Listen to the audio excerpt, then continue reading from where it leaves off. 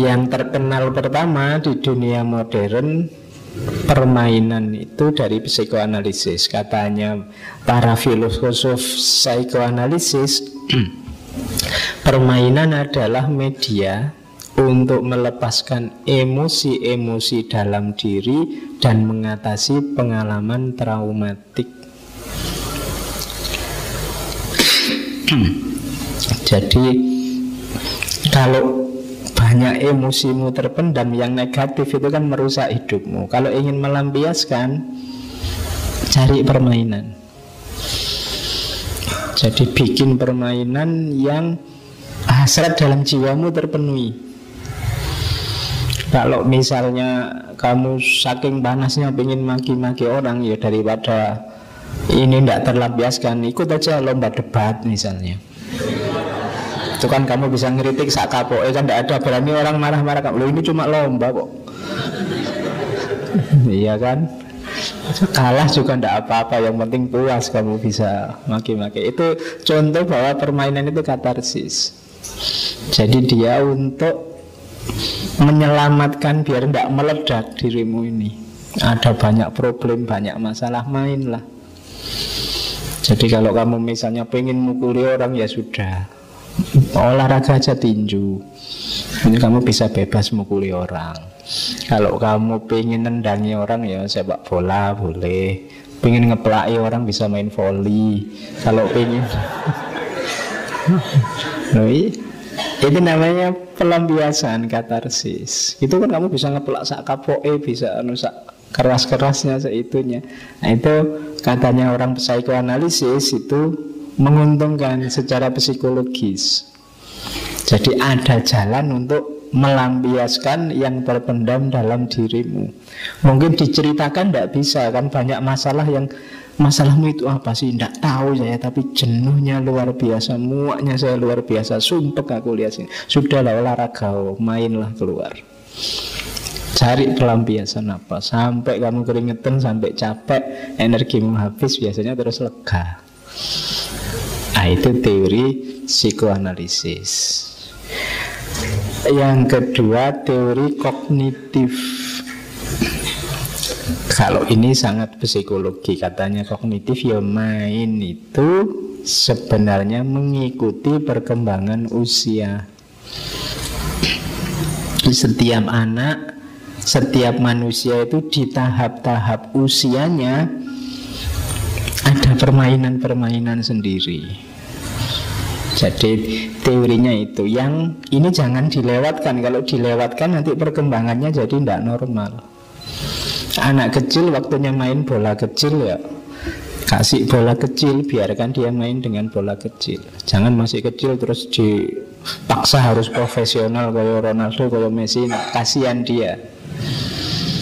Biarkan dia asik di levelnya.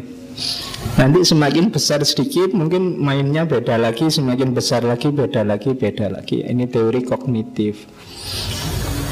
Sekarang kan orang terus kecenderungannya sama mainnya, semuanya Mobile Legend. Mulai SD, SMP, mahasiswa sampai yang tua mainnya bodoh, PUBG, Mobile Legend. Itu enggak level, harusnya level. Yang kecil itu main apa dulu, yang besar main apa dulu, yang itu loh. Jadi biar mengikuti perkembangan itu secara kognitif.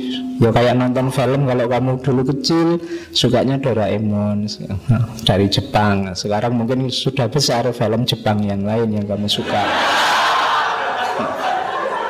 Loh.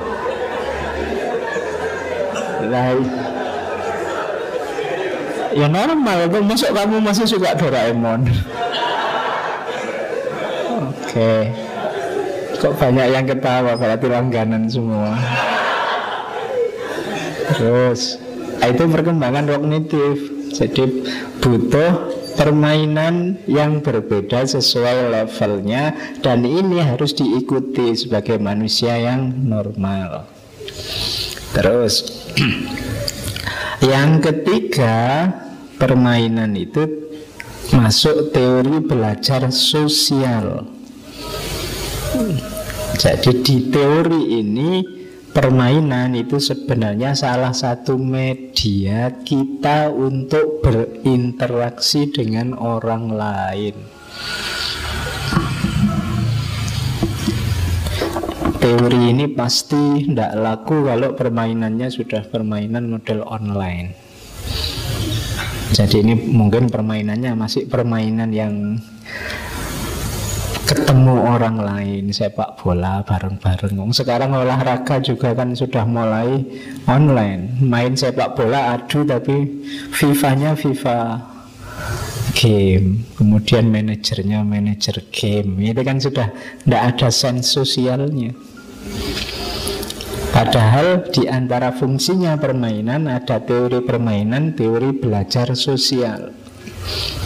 Kadang-kadang masyarakat itu menanamkan norma-norma sosial lewat permainan-permainan. Zaman dulu para wali itu merancang beberapa permainan anak-anak, lagu anak-anak. Maknanya dalam, luar biasa. Ada main yang konotasinya membangun kerjasama, ada yang membangun kerukunan, ada yang permainan yang konotasinya cermat menghadapi gerakan orang lain, macam-macam. Yang itu tidak muncul kalau permainan-permainan hari ini.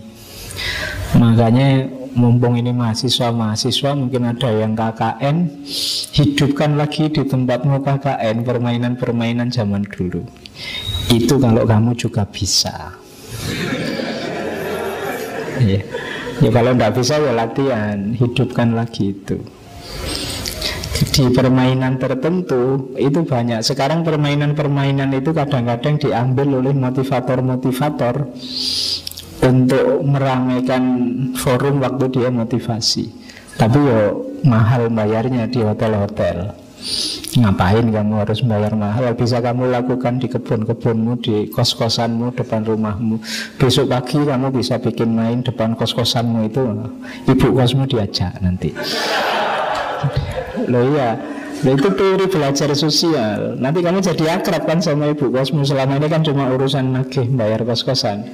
Nah sekarang besok ibu kos Kastio misalnya, ibu kos kan bisa begitu.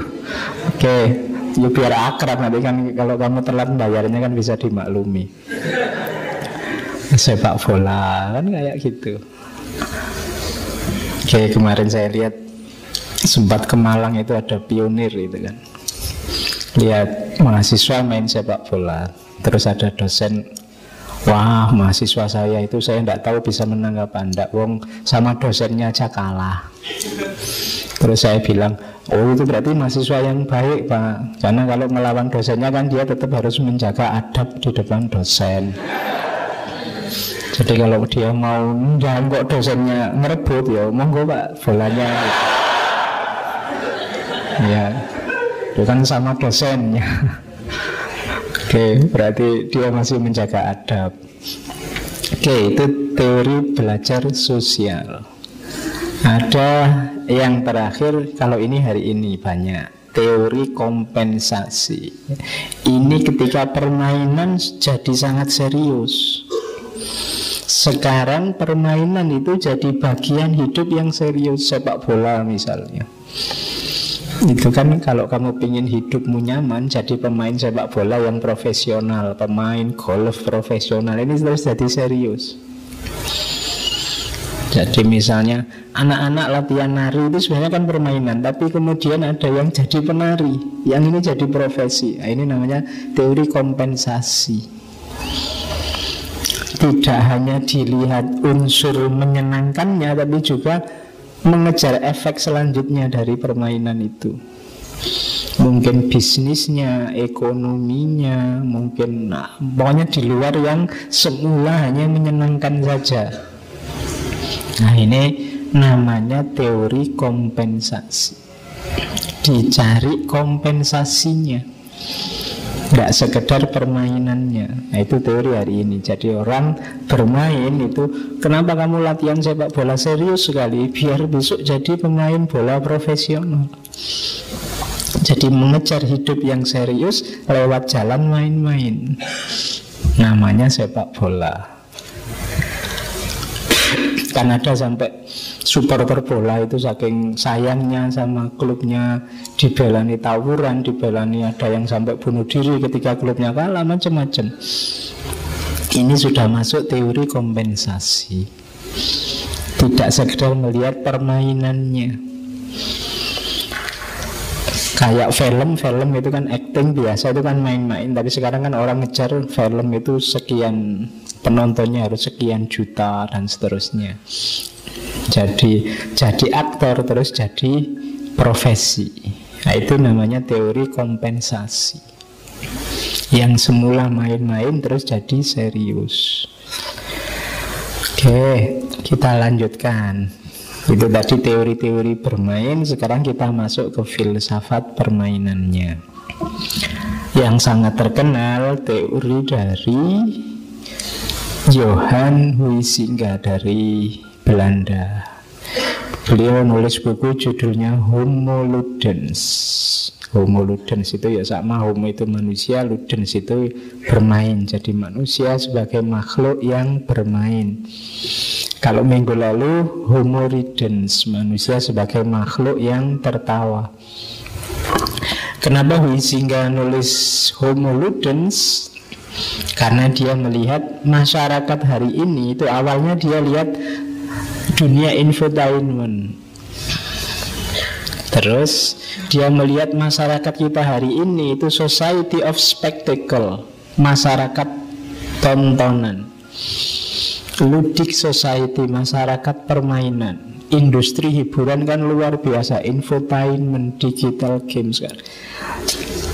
Jadi di semua aspek hidupnya manusia unsur permainannya sangat kelihatan. Makanya muncul istilah Homo Ludens.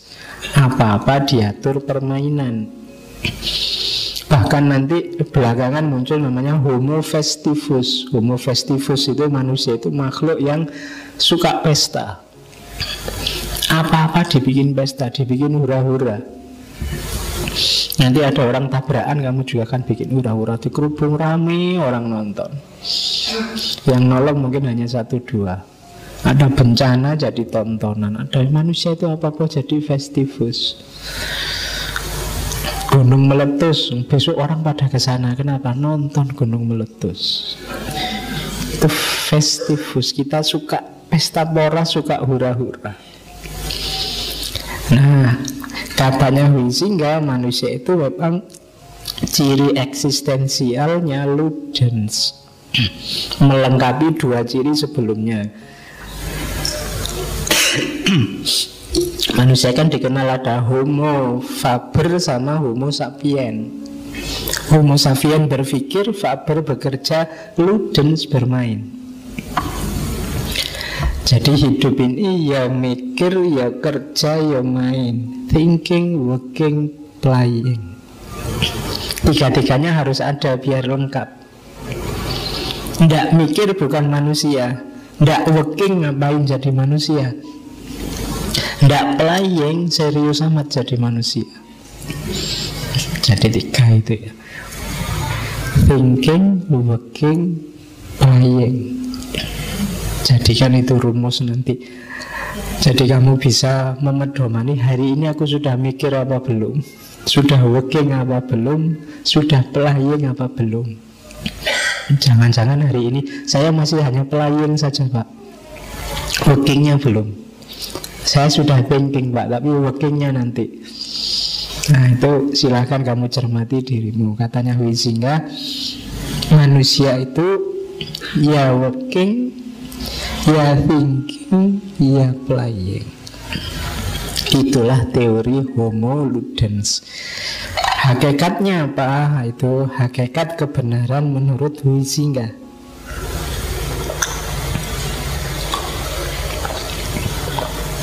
Permainan, katanya Huizinga, dalam dunia manusia itu sebelum kebudayaan dan nanti menjiwai kebudayaan.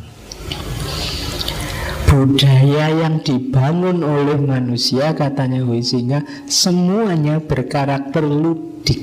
Ludik itu permainan. Budaya itu kan hasil cipta rasa karsanya manusia. Pasti ada ludiknya, ada permainannya. Apa wis semuanya, bangku ini, flash disk ini, laptop, mikrofon, itu kan ada karyanya manusia semua. Nuansa permainannya kan kelihatan. Kenapa panjangnya dibikin sekian, kemudian aturan mainnya bagaimana, kok ini besar sekali, yang ini nggak dibikin besar juga. Itu pasti ada logika-logika imajinatifnya, logika permainannya. Masyarakat bikin budaya apa, itu kan ada unsur playingnya. Tinggal berdoa saja di model macam-macam. Coba sekali-sekali kayak 2 minggu yang lalu, jenisnya doa, gayanya orang berdoa, pelembagaan doa, itu kan semuanya playing. Sebelum budaya lahir, unsur playing ini mendahului. Ngaji ini kan ada unsur playingnya. Kita mulai jam 8 ya, nanti diakhiri jam 10. Parkirnya jangan di situ, diatur di sana. Itu kan, ini kan kita sedang play, sedang bermain. Emangnya kalau nggak jam 8 apa nggak bisa? Ya bisa. Tapi kan kita bikin aturan main. Kan kamu sering pakai istilah itu. Ada aturan mainnya. Itu berarti apa? Kita sebenarnya sedang bermain. Kuliah ada aturan mainnya loh. Nah itu sudahnya kalian di kampus juga sedang bermain. Itulah namanya homo ludens. Setiap produk budaya kita itu sifatnya ludik. Modelnya ada permainan yang tidak ada cirinya. Permainan itu. Permainan bukan berarti tidak serius, tapi ada unsur ludiknya, ada unsur mainnya.